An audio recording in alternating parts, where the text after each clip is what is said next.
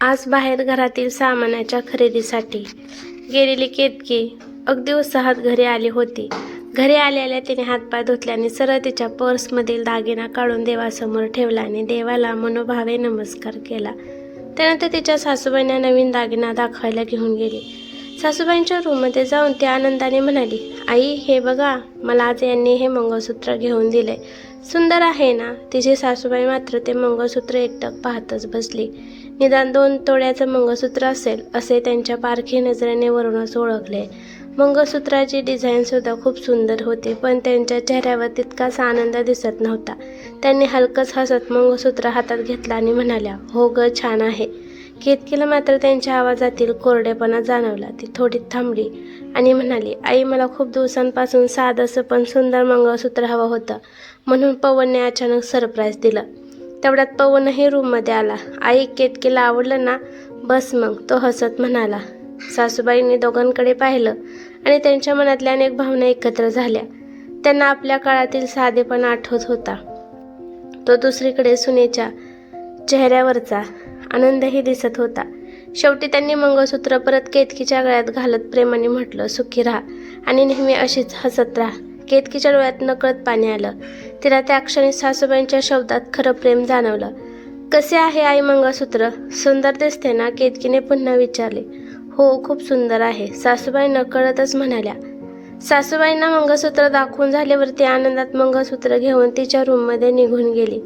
त्या दिवशी केतकी खूप आनंदात होती. तिचं लग्न झाल्यावर आज पहिल्यांदा पवनने स्वतःहून तिच्यासाठी काहीतरी खरेदी केली होती आणि ते सुद्धा इतके सुंदर मंगळसूत्र. केतकी तर आज खूप खुश होती. आनंदातच तिने सगळा स्वयंपाक तयार केला. तिला खुश पाहून पवनला सुद्धा खूप आनंद झाला होता. सर्वजण जेवायला बसले. केतकी नुसत्याच मंगळसूत्राबद्दल बोलत होती. पवन आणि केतकी दोघेही जेवणाच्या टेबलवर बोलत होते, पण सासूबाई मात्र आज गप्प होत्या. त्या काही जास्त बोलल्याच नाहीत, पण उत्साहाच्या भरात केतकीला ते लक्षातच आले नाही. त्यानंतर दुसऱ्या दिवशी मात्र सासूबाई आपल्याशी आधीप्रमाणे बोलत नाहीत हे केतकीच्या लक्षात यायला लागले. तिने सकाळी सासूबाईंना चहा दिला, पण सासूबाईंनी तिच्याशी काहीच बोलल्या नाहीत. त्यानंतर केतकीने त्यांना आज नाश्ता काय बनवू हे विचारले. तेव्हा सासूबाई म्हणाल्या, तुझ्या मनाप्रमाणे कर, मला विचारायची काय गरज आहे. हे ऐकून मात्र सासूबाईंचं काहीतरी बिनसलंय हे केतकीच्या लक्षात आलं. तिने त्यांना विचारले, काय झालंय आई? माझं काही चुकलं का? तुझं कधी काही चुकू शकतं का? तुझ्या जागी तू बरोबरच आहेस. हो, शेवटी आहेस तर सूनच ना. तुझे गुणधर्म कसे सोडणार तू? सासूबाई फणकाऱ्याने म्हणाल्या, माझ्याकडून काही चूक झाली आहे का आई? तुम्हाला माझ्या एखाद्या गोष्टीचे वाईट वाटले आहे का? तसे असेल तर बोला, मला माझ्यावर रागवा, पण असा बोला नका धरू आई माझ्याशी. केतकी काकुळतेने म्हणाली, आता तुला माझा अबोला सहन होत नाही आहे, पण काल जेव्हा मंगळसूत्र आणायला गेलेस तेव्हा एका शब्दाने तरी विचारले का मला? विचारायचं सोड, पण सांगितले तरी का मला? सासूबाई म्हणाल्या, आई, त्यांच्या मनात मला सरप्राईज द्यायचा आहे हे मला अजिबात माहिती नव्हतं. मला माहिती असतं तर मी सांगितलं नसतं का तुम्हाला? पवनने अचानकच दुकानात नेले आणि मंगळसूत्र पसंत करायला सांगितलं. केतकीने सांगितले, कालपर्यंत मला विचारल्याशिवाय घरात एक भाजीची जुडी सुद्धा न आणणारा माझा मुलगा मला न विचारता न सांगता सोन्याची खरेदी करणे शक्य नाही. नक्कीच तूच त्याला माझ्यापासून लपवून खरेदीला घेऊन गेली असशील. तू माझ्या मुलाला माझ्यापासून लांब करायचा प्रयत्न करत आहेस, हे काय मला कळत नाही का? एवढे बोलून सासूबाई रागातच तेथून निघून गेल्या. केतकी मात्र जागच्या जागी स्तब्ध उभी होती. कितीतरी वेळ तिला विश्वास बसत नव्हता की आपल्या सासूबाई आपल्याला एवढं सगळं बोलून गेल्या. आजवर त्यांनी कशी एका शब्दानेही केतकीला दुखावले नव्हते. कधी सासरवास देखील केला नव्हता. किंबहुना तो करायला त्यांना तितकाच वेळच मिळाला नव्हता. ती या घरात सून बनून आली तेव्हा तिचे सासरे आजारी होते. सासूबाईंचा पूर्ण वेळ त्यांची सेवा शुश्रूषा करण्यातच जायचा. केतकी आणि पवनने सुद्धा त्यांची खूप सेवा केली. दोघी सासू आणि सून एकमेकींचा आधार बनल्या. घरी पवनची बहीण रूपा पण होती, पण ती कॉलेजमध्ये जात असल्याने घरातील जबाबदारी सांभाळायला कोणीतरी हवे म्हणून पवनचे लवकरच लग्न केले होते. पुढच्या 2 वर्षात आजारी असणारे केतकीचे सासरे वारले आणि त्यांच्या जाण्याच्या दुःखाने तिच्या सासूबाई पार कोलमडून गेल्या, पण केतकी आणि पवनने त्यांना सावरले. घरातील वडीलधारी व्यक्ती मरण पावल्यानंतर 1 वर्षात लग्न करायची पद्धत असल्याने पवनच्या बहिणीसाठी स्थळ पाहायला सुरुवात केली होती. लवकरच रूपाला एक चांगले स्थळ चालून आले. मुलगा सुजय चांगला शिकलेला होता, चांगल्या नोकरीवर होता. घरचे सुद्धा खूप चांगले होते. दोन्हीकडून पसंती झाली आणि रूपाचे लग्न ठरले. मुलाकडच्याने रूपाच्या घरच्यांना हुंडा मागितला नव्हता, पण तरीही त्यांच्या घरचे पहिलेच लग्न असल्याने ते चांगले थाटामाटात व्हावे ही मुलाकडच्यांची इच्छा होती. वडिलांच्या आजारपणात पवनवर बरेच कर्ज झाले होते, तरीही त्याने त्याची थोडी बचत रूपाच्या लग्नासाठी करून ठेवलेली होती. पवनने त्यांच्याकडील सर्व बचत रूपाच्या लग्नासाठी खर्च केली. तरीही काही पैसे कमीच होते. रूपासाठी दागिने बनवायचे होते, पण पवनचा तेवढा बजेट नव्हता. पवन पैशाची सोय व्हावी म्हणून खूप प्रयत्न करत होता, पण आधीच त्याच्यावर थोडे कर्ज असल्याने पैशाची सोय लवकर होत नव्हती. पवन खूप टेन्शनमध्ये होता. तेव्हा केतकीने स्वतःहून तिचे 4 तोळ्याचे लग्नात मिळालेले मंगळसूत्र पवनजवळ दिले होते आणि म्हणाली की हे मोडून रूपासाठी दागिने बनवा. तेव्हा पवनच्या डोळ्यात अक्षरशः पाणी आले होते. आपल्या बहिणीच्या लग्नासाठी केतकी तिच्या लग्नातले दागिने देत आहे या गोष्टीने पवन भारावून गेला होता. त्याने तिचे मंगळसूत्र घ्यायला नकार दिला. तेव्हा तिने आग्रह करून त्याला ते घ्यायला लावले होते. तेव्हाच त्याने मनात ठरवले होते की आज ना उद्या तो नक्कीच केतकीसाठी छान मंगळसूत्र करेल. त्यानंतर रूपाचे थाटामाटात लग्न पार पडले. सगळे काही व्यवस्थित पार पडल्याने केतकीच्या सासूबाई निश्चिंत झाल्या. रूपाच्या लग्नाला 1 वर्ष पूर्ण झाले होते. आता कुठे पवनवरील कर्जाचे बोजे थोडे कमी झाले होते, म्हणून त्याने काल केतकीला खरेदीच्या नावाने बाहेर नेले आणि एक नवीन मंगळसूत्र घेऊन दिले. पण सासूबाईंना हीच गोष्ट आवडली नव्हती. त्यांना न सांगता आजवर पवनने काहीच केलेलं नव्हतं. त्यांना वाटत होते की केतकी त्याला स्वतःच्या बाजूने करेन आणि मग आपण एकटे पडू, आणि हाच विचार त्यांना स्वस्थ बसू देत नव्हता. आजवर आपलीशी वाटणारी सून आता त्यांना दुष्ट वाटू लागली. केतकी मात्र त्या दिवशी खूप दुःखी झाली होती. तिला सतत वाटत होतं की सासूबाईंना कल्पना न देता सोन्याची खरेदी करून आणून आपण खूप मोठी चूक केली आहे. दिवसभर तिचे कुठल्याच कामात मन लागत नव्हते. संध्याकाळी जेव्हा पवन घरी आला तेव्हा आपल्याच विचारात हरवलेल्या केतकीला पाहून त्याला आश्चर्य वाटले. सकाळपर्यंत हीच केतकी उत्साहाने आणि आनंदाने घरात वावरत होती आणि आता मात्र चेहरा पाडून बसली आहे. ही बाब पवनच्या लक्षात आली होती. त्याने तिला विचारले, काय झाले केतकी, तू अशी विचारात हरवलेली का आहेस? काही नाही, सहजच आपलं. तुम्ही फ्रेश होऊन या, मी लगेच चहा करते तुमच्यासाठी. केतकी विषय टाळत म्हणाली, कारण तिला पवनला यातील काही सांगायचे नव्हते. पवन सुद्धा मग जास्त काही न विचारता फ्रेश व्हायला निघून गेला. पण जेवणाच्या टेबलवर आई आणि केतकीमधला अबोला त्याला स्पष्ट जाणवला.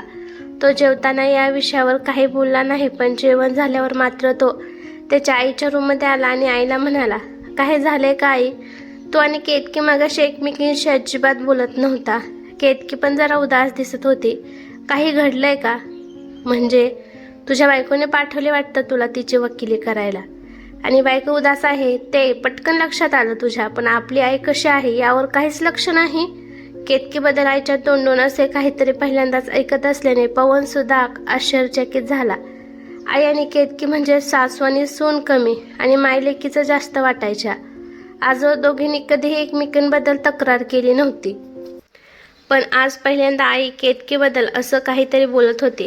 पण नेमकं काय झाले याचा अंदाजा घ्यावा म्हणून पवनने आईला विचारले, तुला कशाचा राग आलाय का आई?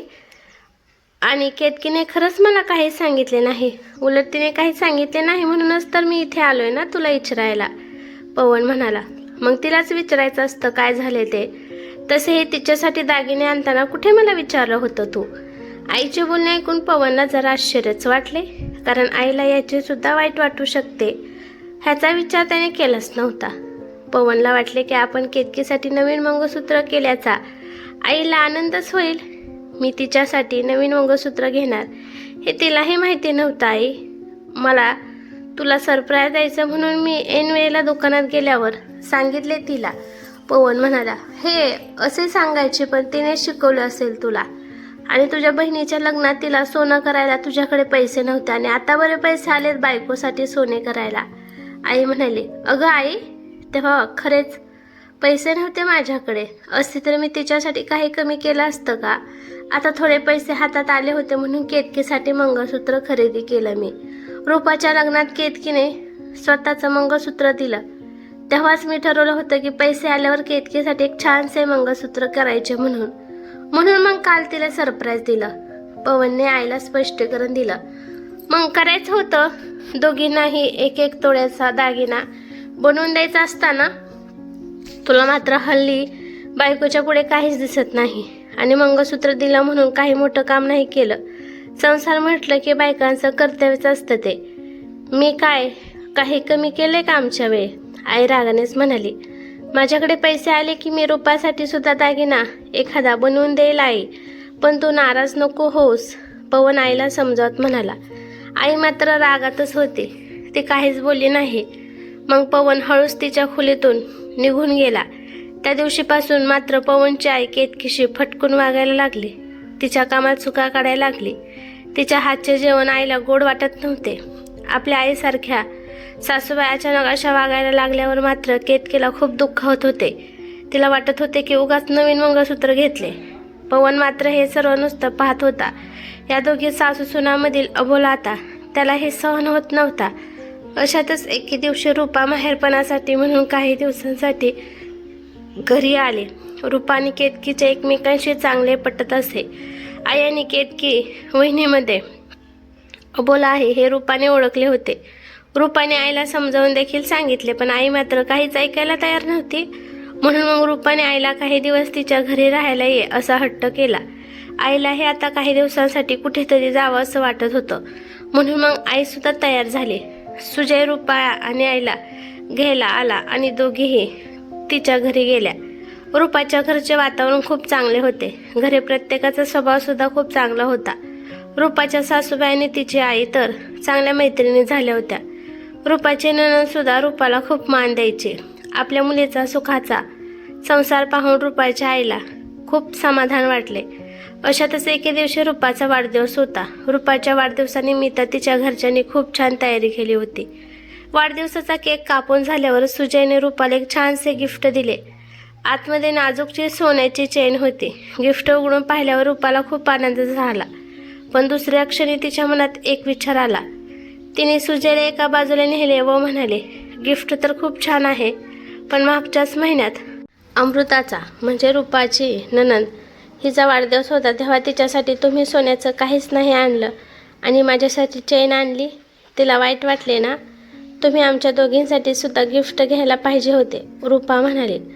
तुझं बरोबर आहे रूपा, मी याचा विचारच केला नाही बघ. तिला लहान समजून नेहमीच तिला छोटे गिफ्ट आणतो मी, पण आता ती खरंच मोठी झाली. मी उद्या अशीच एक चेन तिच्यासाठी पण आणतो, सुजय म्हणाला. सुजय आणि रूपाचे बोलणे तिच्या आईने ऐकले होते. किंबहुना तिला ऐकायला जाईल या उद्देशाने रूपा मुद्दाम तिच्याजवळ जाऊन बोलली होती. वाढदिवसाचा कार्यक्रम संपला आणि रूपाची आई रूपाच्या खोलीत आली आणि म्हणाली, काय ग रूपा, सुजय रावाने इतकी छान चैन आणली तुझ्यासाठी आणि तू मात्र खुश व्हायच्या ऐवजी त्यांना आणखीन खर्च करायला लावत आहेस. अमृताचा वाढदिवस होऊन गेलाय ना आणि तिला वाईट वाटत नाही तर तू कशाला मनाला लावून घेत आहेस? काही झाले तरी तुझी नणंद आज ना उद्या परक्यांच्या घरात नांदायला जाणार आहे, पण तू इथली मालकीण आहेस. तू तर उलट सगळं काही स्वतःसाठी करायला पाहिजेस. मी तर म्हणते सांग जावं बापूंना की राहू द्या म्हणा तिच्यासाठी चेन आणायला. आई म्हणाली, हे छान आहे ग आई तुझं. तुझ्या मुलीसाठी एक न्याय आणि सुनेसाठी दुसरा. तुझ्या मुलाने त्याच्या बायकोसाठी काही आणले तर तुला किती वाईट वाटले. किती तर दिवसांपासून वहिनीशी बोलत सुद्धा नाही आहेस तू आणि मला म्हणतेस नणंद परक्यांच्या घरी जाणार आहे म्हणून सगळं मीच ठेवू. रूपा म्हणाली, हो मी असाच विचार करणार, कारण काही झाले तरी तू माझी मुलगी आहेस. आई म्हणाली, सून आणि मुलग्यात तू फरक केलास आई, पण वहिनीने कधीच तुला अंतर दिले नाही. नेहमी आईच मानले तुला. मुलगी म्हणून सगळं काही केलं. इतकंच नाही तर तिच्या माहेरच्यांनी तिच्या लग्नात तिला दिलेलं 4 तोळ्याचं मंगळसूत्र माझ्या लग्नासाठी विकलं. इतकं कोण करतं ग आई आजच्या काळात? पण तू मात्र तिची आई बनू शकली नाहीस आई. सासू म्हणजे सासू सारखंच वागली तिच्याशी. रूपा म्हणाली, ते तिचं कर्तव्यच होतं. आता ती त्या घरची सून आहे आणि सुनेला सासरचं सगळं करावं लागतं. आम्ही नाही का केलं? आई म्हणाली. वहिनीने हे सगळं कर्तव्य भावनेतून नाही केलं तर आपल्या सर्वांना आपलं मानून केलं. तुला आई म्हणलं आणि मला बहिणीसारखं. बाबा आजारी असताना बाबांचं अंथरूण सुद्धा साफ केले ग तिने. आणि तुझ्या वेळी तर तू आत्यांना कधीच महागातली साडी सुद्धा घेऊ दिली नाहीस बाबांना. स्वतः जाऊन त्यांच्यासाठी अगदी साध्यातल्या साड्या घेऊन यायचीस. त्यांना साधं किचनमध्ये जाऊन चहा करून पिण्याची सुद्धा उजागरी नव्हती. पण वहिनीने मला याची कधी जाणीव सुद्धा होऊ दिली नाही ना तुला कधी साध्या शब्दाने दुखावलं. दादाने सुद्धा बाबांच्या नंतर घर किती चांगलं सांभाळलं. बाबांच्या आजारपणात दादावर कर्ज झालं होतं हे पण तुला माहिती आहे ना. तसंही मला इथे काहीच कमी नाही. मग आता जेव्हा त्याच्याजवळ थोडे पैसे आले आणि त्याने त्याच्या बायकोसाठी दागिना केला तर काय बिघडलं? शेवटी त्यांचा सुद्धा स्वतःचा संसार आहेच की. तू तर त्याच्याशी सुद्धा नीट बोलत नाही आहेस. तुला नशिबाने इतकी चांगली सून मिळाली आहे. तिची कदर कर. तिला जीव लावशील, तिला मुलगी समजशील तर ती सुद्धा तुला कधीच अंतर देणार नाही. पण अशा छोट्या छोट्या गोष्टी मनाला घेशील तर नात्यात कडवटपणा आल्याशिवाय राहणार नाही, रूपा म्हणाली.